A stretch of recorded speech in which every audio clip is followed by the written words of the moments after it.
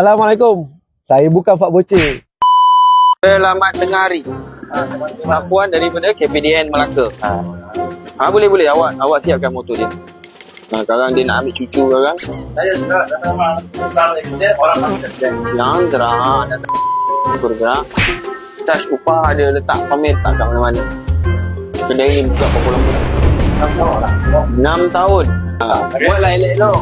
Buat elok. Setelah saya cari seorang mungkin saya tak pandai tulis. Pagi dah tulis pada barang pun dah tulis. Dan sekolah pun dah tinggi sampai hati juga antara tiga. Tapi sebab yelah you pun cakap you tak sekolah pun tak berapa ni apa semua, tapi belajar tu penting. Jangan cakap bukan tak boleh naik pula. Bukan tak boleh naik. Belajar tu penting. Ilmu tu penting. Jangan yelah kita tahu ni nanti kan kita senang kena tipu. Selain pada orang sikap belah tepi senang kena tipu, kita belajarkan kalau kita tak ambil tahu pasal apa-apa pun kita senang kena tipu. You ambil ni sebagai ilmu tau. Nanti ada satu cerita betul, tapi saya tak harap you buat lah.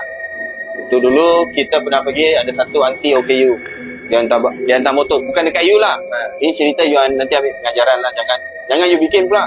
Itu anti OKU, hantar barang, hantar motor. Lepas tu itu token ambil 300. Tapi motor dia tak bikin. Tak ada apa sentuh. Abang sini satu customer pernah komplain abang cakap saya tapi memang tahu je. Saya dah cakap dua orang dulu sini pada bangsa barang pasal gitu juga. Kadang-kadang pun saya tengok barang pun saya banyak. Dia kira saya RM20. Dan pasal saya kira 35 gram apa pun juga. Cara gaji juga saya gaji. Kadang-kadang saya barang dia orang 3 days later. Pun tak cukup tolong kadang pasal pun dah. Dia keluar dia dalam mobil dapat kembali. Saya kasih dia saya ubah udah dapat gitu.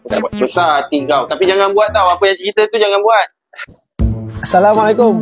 Saya bukan Fak Bocil, tapi tu bukan point dia. Saya nak cerita pasal bengkel. Untuk bengkel ada 3 perkara kau kena tahu.